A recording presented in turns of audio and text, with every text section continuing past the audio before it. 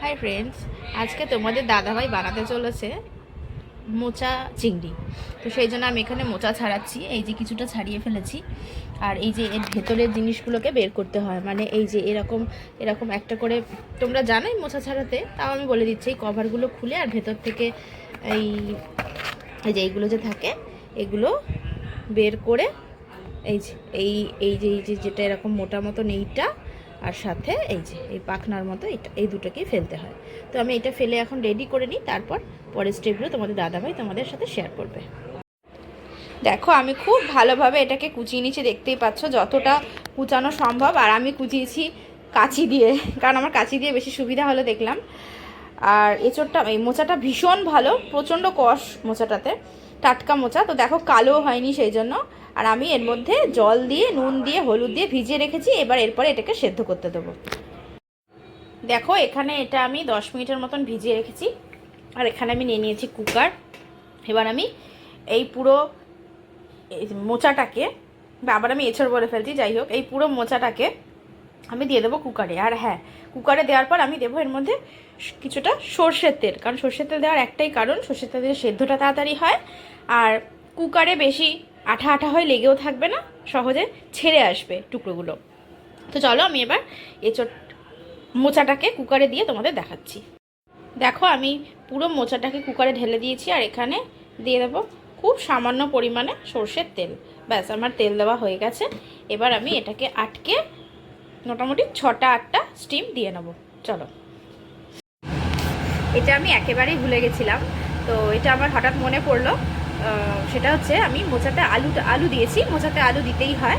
তো এই যে মোচায় আমি আলু দিয়ে দিয়েছি, ছোটো ছোটো করে কেটে, সেই আলুর তরকারি যেমন কাটা হয় সেরকম করে দিয়েছি। এবার তোমরা চাইলে এর থেকে একটু বড়ও করতে পারো, বাট আমি এরমভাবেই, আমার শাশুড়ি, আমার মা, তারা এইভাবেই মোচাতে আলু দেয়, তো সেই হিসাবে আমি এরমই দিলাম।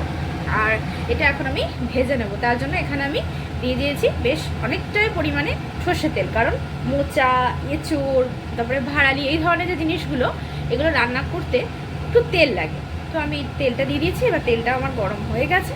আমি এখানে এখন কোনো ফোড়ন দিচ্ছি না, শুধু আমি আলুটা লাল লাল করে নুন আর হলুদ দিয়ে ভাজবো। তো চলো আলুটাকে ছেড়ে দিই।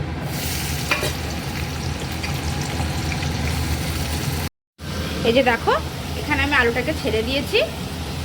আর এখানে আমি নুন হলুদ দিয়ে নেবো। এই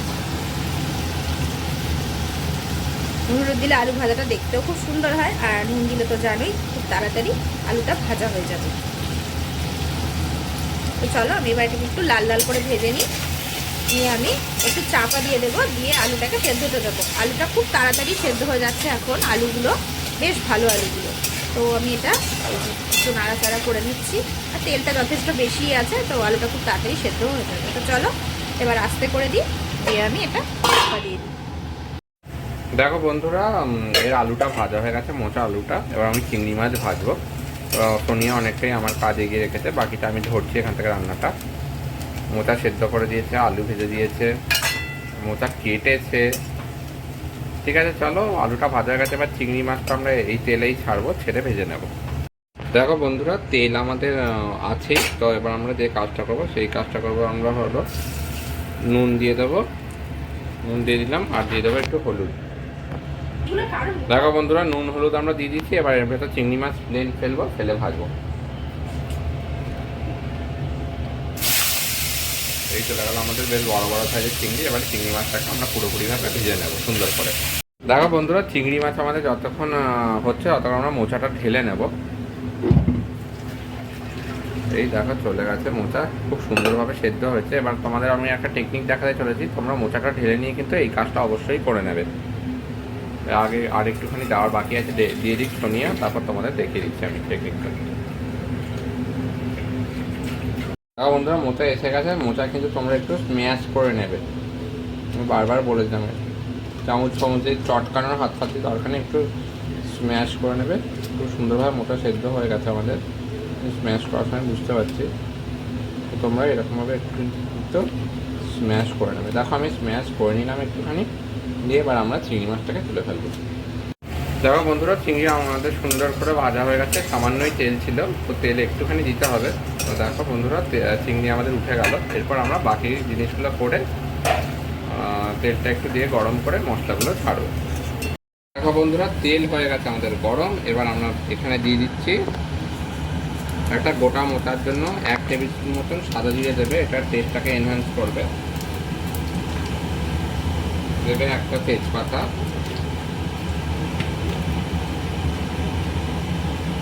সামান্য একটু হাফ চামচ মতন গরম মশলার গুঁড়ো,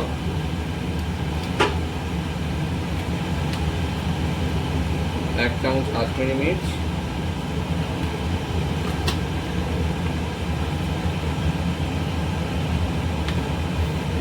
আর 1 চামচ জিরে গুঁড়ো। এর মধ্যে কিন্তু ধনে গুঁড়ো যায় না, আমি আগে থেকে করে দিলাম। জিরে গুঁড়ো ঘিটা আমরা পরে দেবো। চলো বন্ধুরা, এটাকে আমরা ভালো করে মিক্স করে নিই। মশলা আমাদের হয়ে গেছে, কাঁচা গন্ধ চলে গেছে। তো এর ভেতরে আমরা আরেকটা জিনিস দেবো, সেটা তোমার দেখাচ্ছি, কাঁচা লঙ্কা আর আদার পেস্ট। বন্ধুরা, কাঁচা লঙ্কা আর আদার পেস্ট আমাদের চলে গেল সুন্দর করে।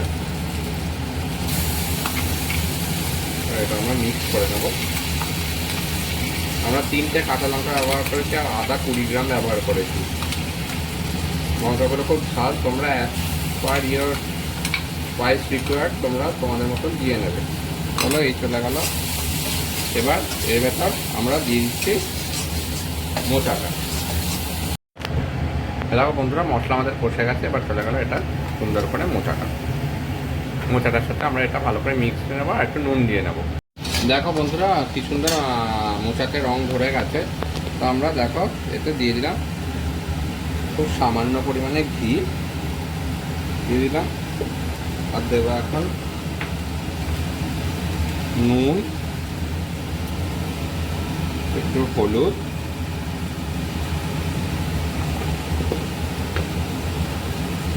আর আমাদের টেস্টের জন্য সামান্য পরিমাণে হাফ টেবিল স্পুন চিনি। আর এর ভেতরে আমরা একেবারে আলুটাকে মিশিয়ে দেবো। মিশিয়ে আমরা চিনিটা এখনই দেবো না, একটুখানি মজতে দেবো। দেখো বন্ধুরা, এবার আমরা মিক্স করে দিচ্ছি। আলু ফেলে দেখতে পাচ্ছ এই আলুগুলো আছে। এবার এটা আমরা 5 মিনিট একটু কম আছে রেখে দেবো, যেটুখানি জল ছাড়া, হালকা একটু জল ছাড়া যা ছাড়া হয়ে যায়।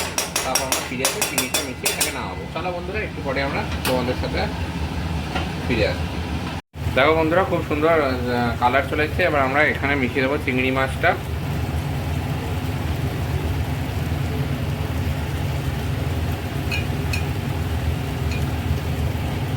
চিংড়ি মাছ ভাজাগুলো খুব টেস্ট হয়েছে। আমি তো চিংড়ি মাছ দেখলে না, এই তো দিয়ে দিচ্ছি, এই যেগুলো রাখছি। এই চলে গেল আমাদের চিংড়ি মাছ। এবার এটাকে আমরা ফাইনাল মিক্স করে 5 মিনিট রেখে আরও জুসটা ঢুকে চিংড়ি মাছের মতো নামাবো। দেখো বন্ধুরা, আমরা আবার ফিরে এলাম 5 মিনিট পরে। এই চলে গেল আমাদের ঢাকনা। এই দেখো, তোমরা দেখে নিতে পারো জল ফলার কিচ্ছু নেই, মানে পুরো জলটা টেনে গেছে, শুকনো হয়ে গেছে মোচা, কি সুন্দর চিংড়িটা মিশে গেছে।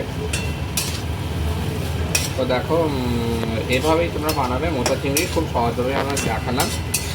খুব একটু টাইম লাগে, মোচা ছাড়াতেও টাইম লাগে, যতটা জুস পারবে ঝরিয়ে নেবে। দেখো কোনো জল নেই আর তোমরা দেখি। তো তোমরা মোচা চিংড়িটা এরকমই বানিয়েও। এই নেবালা আমাদের গ্যাস চলে যাচ্ছে আমাদের এই জায়গায়। দেখো কি সুন্দর হয়েছে। এটাই এইটুখানি জিনিসই দোকানে এই পুরো 1 কড়াই জিনিস তোমাদের 2000 টাকা নিয়ে নেবে। তার যেখানে তোমরা 200 টাকায় বাড়িতে বানিয়ে খেতে পারবে। চিংড়ি মাছের এই দাম 100 টাকা দাম, বাকি মোচাটার যা দাম 30 টাকা। তো দেখো, এই চলে গেল। তোমাদের দেখি দেয় মোটা চিংড়ি কি সুন্দর দেখতে লাগছে। চিংড়িগুলো উপরে দিয়ে দিচ্ছি কয়েকটা। তো এরকমই তোমরা বানিয়ে নিও। নতুন নতুন রান্না শেখার জন্য আমাদের সাথে শেখো। আমরাও তোমাদের সবসময় সাথে থাকি, আমাদের পাশে থাকি। আমাদের ভিডিও ভালো লাগলে লাইক, কমেন্ট, শেয়ার করো। এখনকার মতন টাটা, বাই বাই। খুব ভালো থেকো। শুভরাত্রি।